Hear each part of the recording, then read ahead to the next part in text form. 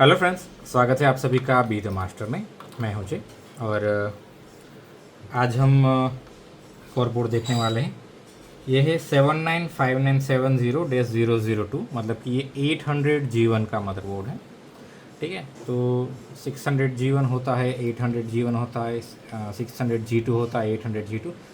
तो सर ये 800G2 का मदरबोर्ड है एक्चुअली। ठीक है, ये 6th जनरेशन का मदरबोर्ड होता है। जो 800G1 होता है वो 4th जिन का होता है। ठीक है, तो हर बोर्ड की तरह इस बोर्ड में भी क्या करेंगे, डायोड मोड पे पहले सेट करते हैं मल्टीमीटर को और चेक करेंगे कि कहीं पे हमारा 12 वोल्ट तो शॉर्ट नहीं है।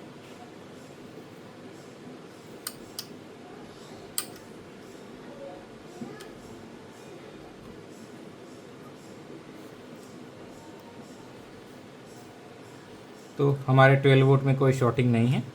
उसके बाद बारी आती है प्राइमरी मॉसफेट की। तो मैं कई बार बता चुका हूँ कि प्राइमरी मॉसफेट कैसे चेक होगा। ब्लैक प्रोब को आपको ड्रेन पे रखना है और रेड प्रोब को सोर्स पे रखना है और चेक करना है कि शॉर्टिंग तो नहीं है। तो नहीं, यहाँ पे कोई भी प्रॉब्लम नहीं है। फिर हम चेक करते हैं सेकेंडरी मॉसफेट। सेकेंडरी मॉसफेट बहुत तरीके से चेक होता है। ठीक है, एक तो आप जो प्राइमरी मॉसफेट है उसके सोर्स पे ब्लैक प्रोब रखिए और आपका जो रेड प्रोब है उसके ग्राउंड से टच कीजिए। ठीक है, तो देखिए यहाँ पे भी कोई शॉर्टिंग नहीं है। चलिए आगे बढ़ते हैं, रैम सप्लाई चेक करते हैं कि यहाँ पे कहीं शॉर्टिंग वगैरह तो नहीं है। तो रैम सप्लाई में कोई प्रॉब्लम नहीं है। उसके बाद यहाँ पे चिपसेट सप्लाई चेक करते हैं, कोई प्रॉब्लम नहीं है। 5 वोल्ट की सप्लाई चेक करते हैं, कोई प्रॉब्लम नहीं है। 3.3 वोल्ट की सप्लाई चेक करते हैं, कोई प्रॉब्लम नहीं है। फिर यहाँ पे 3.3 वोल्ट का एक स्विच होता है, 3.3 वोल्ट इन होता है, 3.3 वोल्ट आउट होता है, उसमें भी कोई प्रॉब्लम नहीं है। उसके बाद बायोस की पिन नंबर 1 चेक करते हैं, कोई प्रॉब्लम नहीं है। पिन नंबर 8 पे कोई प्रॉब्लम नहीं है। फिर यहाँ पे चेक करते हैं, ये जो कॉयल है, कॉयल के ऊपर आप चेक कर सकते हैं या फिर ये कैपेसिटर पे भी आप चेक कर सकते हैं। यहाँ पे भी कोई फॉल्ट नहीं है। फिर आप इस कॉयल पे चेक कर सकते हैं या फिर ये जो मेन मॉसफेट है उसकी सोर्स पे चेक कर सकते हैं, यहाँ पे भी कोई प्रॉब्लम नहीं है। और एक सप्लाई यहाँ पे भी है तो उसमें भी कोई प्रॉब्लम नहीं है, मतलब कि शॉर्टिंग बोर्ड में कहीं पे भी नहीं है। तो हम इसमें पावर लगा सकते हैं। ठीक है, तो मैंने VGA लगा दिया, 4 पिन कनेक्टर लगा दिया। हाँ, और ये सारी चीज़ें चेक करने से पहले आपको CPU सॉकेट हमेशा चेक करना है। ठीक है, वरना होगा कि आप सब कुछ चेक कर लेंगे और लास्ट में पता चलेगा कि CPU सॉकेट ही ख़राब था। तो CPU सॉकेट को हमेशा सबसे पहले चेक कीजिए। हम हमारी 100% वर्किंग रैम लगाते हैं।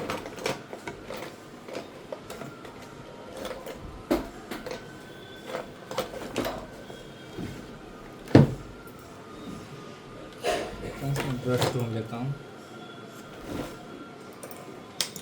ब्रश कहीं पे गुम हो गया, कोई बात नहीं, चलिए रैम लगा देते हैं। ठीक है,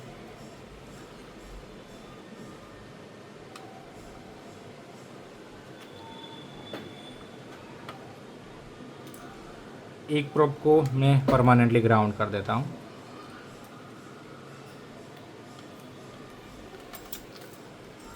और फ़ैन भी लगा देता हूँ ताकि आप लोग भी देख पाए कि भाई फ़ैन घूम रहा है कि नहीं। ठीक है,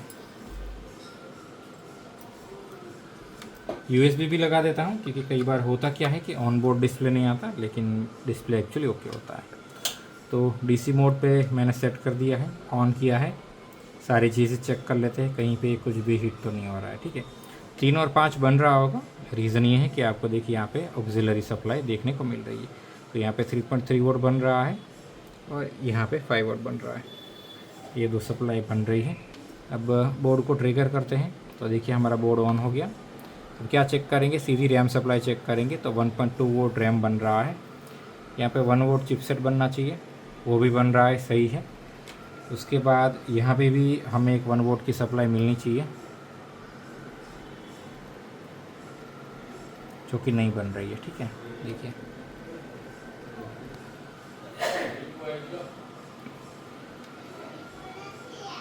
यहाँ पे भी सप्लाई नहीं बन रही है।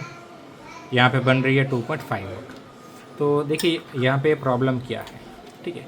तो हमारी ये कॉइल की सप्लाई नहीं बन रही है, जब तक ये नहीं बनेगी तब तक ये वाली भी नहीं बनेगी, और ये नहीं बनेगी तब तक हमारा कोर नहीं बनेगा, ठीक है। तो हमें सिंपली इस प्रॉब्लम का सॉल्यूशन करना है, यहाँ पे जो प्रॉब्लम है उसका। तो एक चीज़ तो ये हो सकती है कि ये जो PQ करके एक मॉसफेट वगैरह दिया है उसकी दिक्कत हो सकती है। चलिए उसको बाईपास करने की कोशिश करते हैं और चेक करते हैं कि क्या उससे बोर्ड बन जाता है।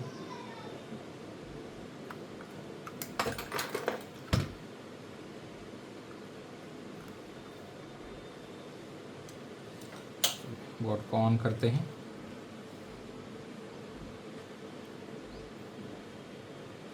ये बोर्ड ऑन हुआ और सप्लाई बन गई। देखते डिस्प्ले भी आ जाता है, तो हम सिंपली हाँ डिस्प्ले आ गया, डिस्प्ले आ गया। चलिए तो यहाँ पे सिंपली दिक्कत ये है कि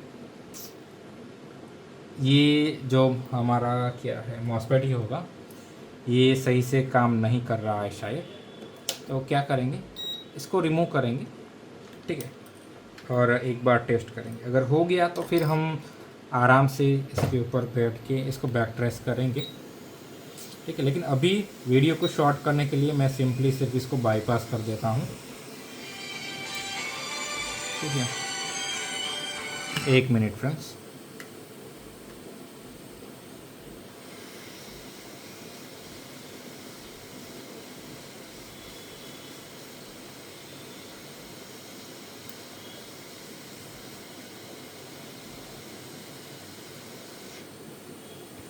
ओके, मैंने इसको टेम्पररी निकाल दिया। उस जगह पे थोड़ा सा थिनर लगा दे ताकि वो ठंडा हो जाए।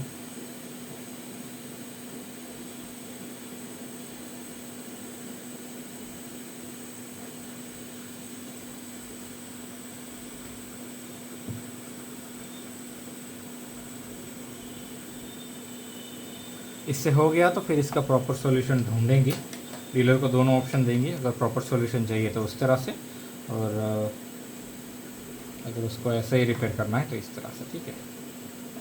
मैं इसको यहाँ पे रख देता हूँ फिर से।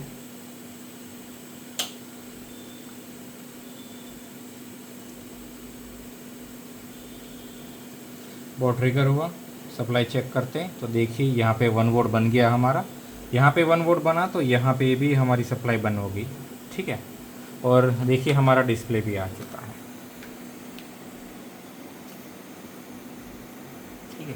तो एक शॉर्टकट था, ठीक है। प्रॉपर रिपेयरिंग का वीडियो भी इसका मैं फ्यूचर में डालूंगा जब टाइम होगा तब, लेकिन अभी वर्कलोड बहुत ही ज़्यादा है, तो पहले डीलर से कंफर्मेशन लेंगे कि भाई इस तरह से रिपेयर करना है या फिर बैक ट्रेस करके सही से ढूंढना है, ठीक है। तो आप इस ट्रिक का इस्तेमाल कर सकते हैं, इस कंपोनेंट को निकाल के एक बार चेक कर सकते हैं अगर आपका ये कॉइल वाला सप्लाई नहीं बन रहा है, ठीक है। और आशा करता हूँ कि इस वीडियो को देख के आपको कुछ सीखने को मिला होगा। And thanks for watching.